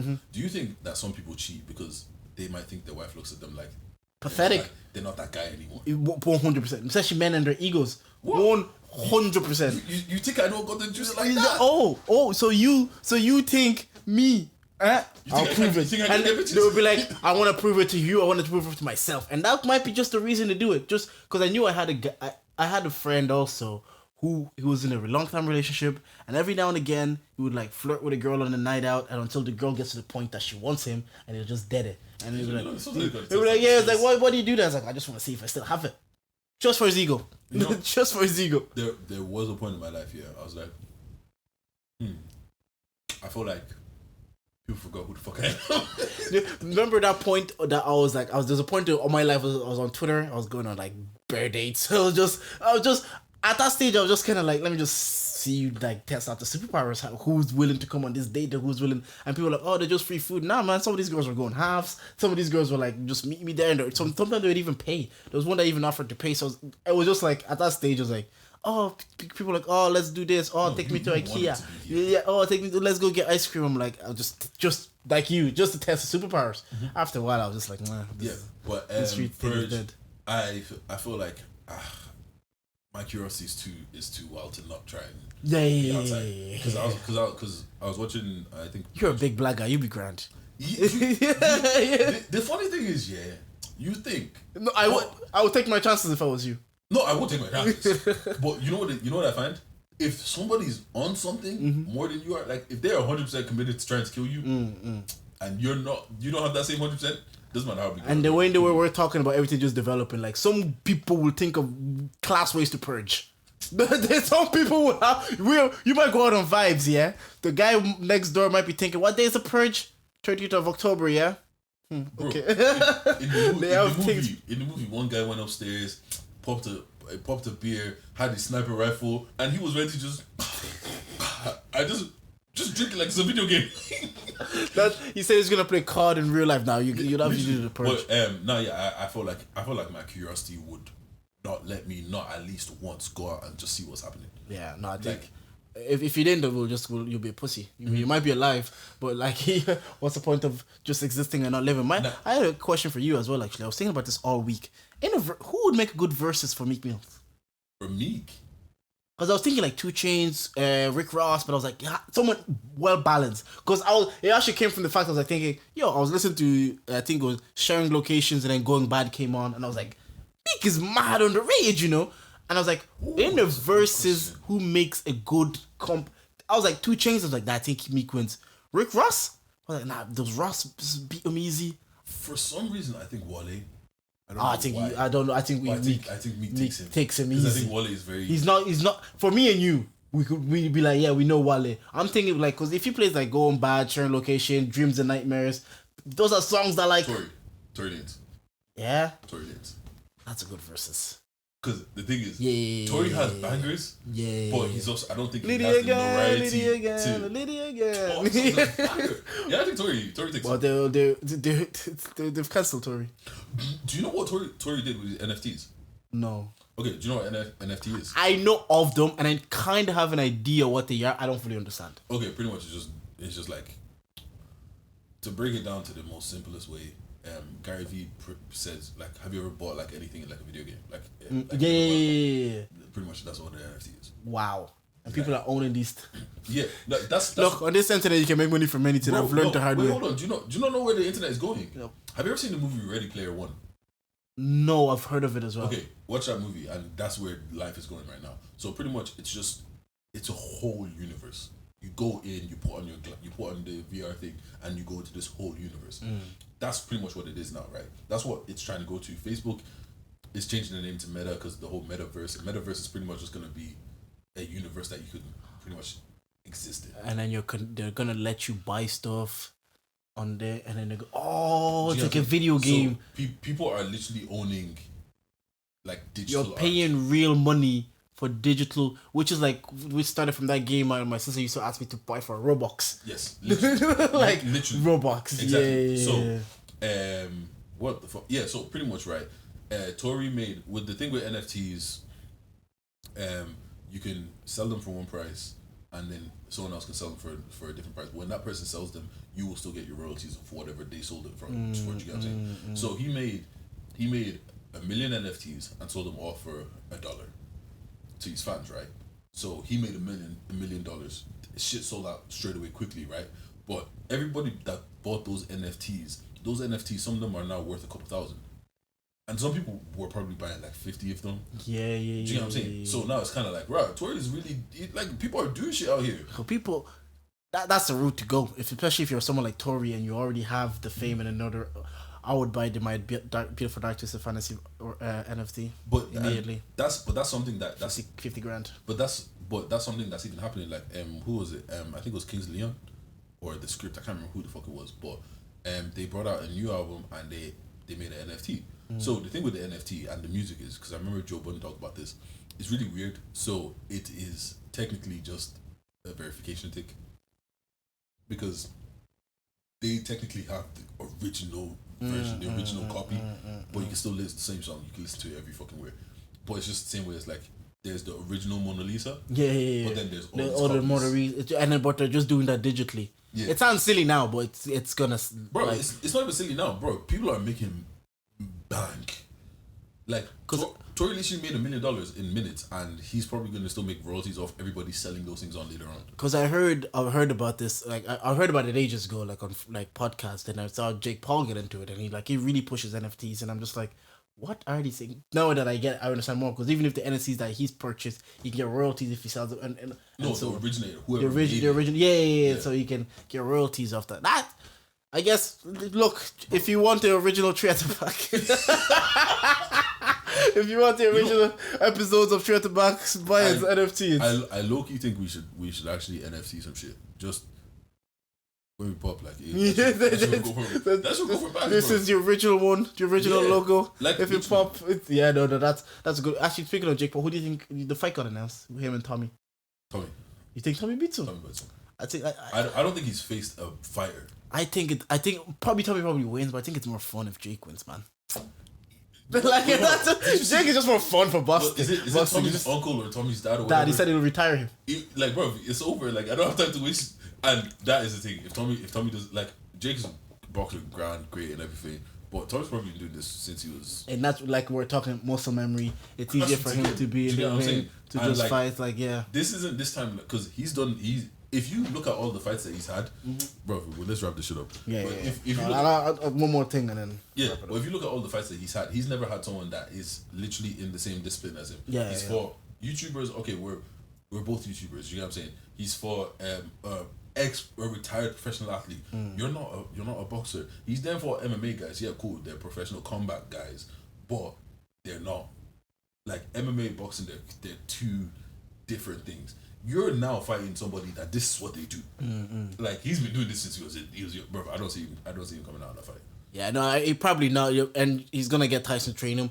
I'd like in that discipline because I know it's more for me, anyways. It feels like more entertainment than sports, like Jake Paul. So I prefer Jake Paul to win because I think that's a more entertaining result. And then it can just keep going. I don't know how far this goes, and I want to just take it as far as possible. I just want to think Canelo would knock his head over. Yeah. I just wanted to go as far as possible because at some stage, if he keeps winning, he becomes like not a boxer, but Canelo might be like, that's an easy 100 bag. Like, Canelo could look at like, I'm paying who for 100 what? That's why Mayweather did what Mayweather did. Mayweather did like to McGregor and then Logan Paul. It's like, look, just fight one of these Paul brothers and get 100 million. You're telling me that I'm gonna fight someone that only started training 5 years ago. And 100 mil. And I'm getting 100 mil. And people are judging him like, why are you fighting Logan Paul? People, it's because you've never been offered 100 million that you're asking these kind of questions, man. You haven't even been 100 or 100,000. You're asking this question. Oh yeah, you're Floyd Mayweather. You have enough money. I don't think, no matter how much money I have here, if I could make it's like me making 100 million playing football against a 5-year-old. I'll do it. Like, bro, I'm not making him. I'm flicking it over his head, bro. And if you tell me I get extra 50 for diving, bro, you can win. Last question, then. Usman, a Nigerian brother, you think he beats Kobe on? Yeah. Usman's a monster. I was watching the interview of Kobe though. Like, I don't know. He seems It's gonna be a good fight. Yeah, but Usman is a monster. Yeah, like he is a I don't know. Like he's just so dominant. Like Woodley was dominating that welterweight division. Welterweight division for a time. Usman came, bro, give me that shit, bro. And ever since then, like, because even that first fight between them was a good fight. Like, it was really good fight. It was 2-2 going into the last round. Yeah, it was a good fight, but bro, I think Usman is just one of them that you don't see too often. He's built different, and like I want Usman to win, because if Colby wins, then there's a third fight, and I want Leon Edwards to fight for the title next. So are you gonna wake up for it, or are you just gonna watch it the next day? I usually if it's a fight I care about, I'll stay up for it. And also that's gonna be a fight. Yeah, I wake up for it. Like I set an alarm tree, because it's not even just the main event. I like the co-main event, Rose versus Weili, and I like that. Bro, Rose. She's Rose. You know the worst part of this is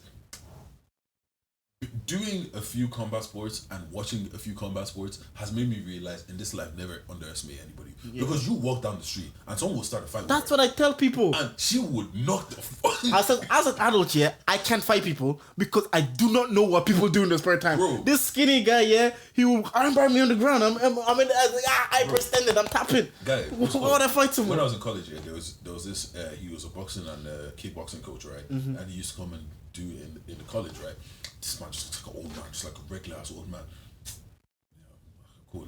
I'm doing pads with him and whatever, bro. This guy is fast as shit. I'm just like I actually feel like if I tried to hit him, I probably couldn't hit him. If I actually tried. And his reflexes are too good. Walking down the street, he's strong as well. Like he's actually strong as well. So walking down the street, I'd be like, if I started a fight with this man, I'm a big black guy. I'll fucking take him. You would kill me, bro. That's what's an analogy you can't pick fight. And then obviously Justin Gaethje. I love when Justin Gaethje fight. Just pure violence. Tyson, Michael Chandler. That'd be a good fight, because then I guess the winner of that will fight for the lightweight title. That lightweight division always gets fucked when Conor comes back. Whoever's the champion, whatever's happening in the division, Conor's back. Give Conor the fight. Yeah, but that doesn't last too much longer. Yeah, if he keeps losing. Like winning is the only key. But I don't care about seeing Conor anymore. And that's the thing. But if he wins one, the intrigue comes back. Like if he comes back and he beats like Dustin Poirier, not even like just beats like Justin Gaethje or something and knocks him out. And that's the thing I like about the UFC. At the boxing is like if you lose your career, it's like you've lost. You have you have an O now. Whereas the UFC, Nate Diaz could get beaten every fight. Nate Diaz will have one good fight and knock someone out. It's like, he's the best fighter ever. We want to see him again. Yeah. Look, I don't know. Maybe just because Conor, bro, that's another thing. Fam, what kind of bangers are these man getting this Halloween? They're making up for last year. We've been in a pandemic. Bro. They're making it up for it. Fam, I was in my house, like it actually felt like I was in a war zone. Like legit. Like, bro, why am I at home, and I'm hearing a banger go off for like a minute? Like, bro, and I know it doesn't seem long, but if you actually sit there and sit for a minute, you realize how long that is. Yeah, especially if you just nah. Were you at this Halloween? No, you weren't. We talked about this. Sorry, that was last week's episode. Yeah, I stayed my ass at home. No, because I was watching people go out on the Sunday. I was just thinking, y'all niggas don't have work. That's what I was thinking about. I was like, y'all niggas ain't y'all took on your leave for this. That's how you don't get old. But yeah, what's called if you've listened to if you've gotten to this far, Lightskin Pose. If you've made it to the end, you've been blessed with the highest level of analysis. Thank you for listening.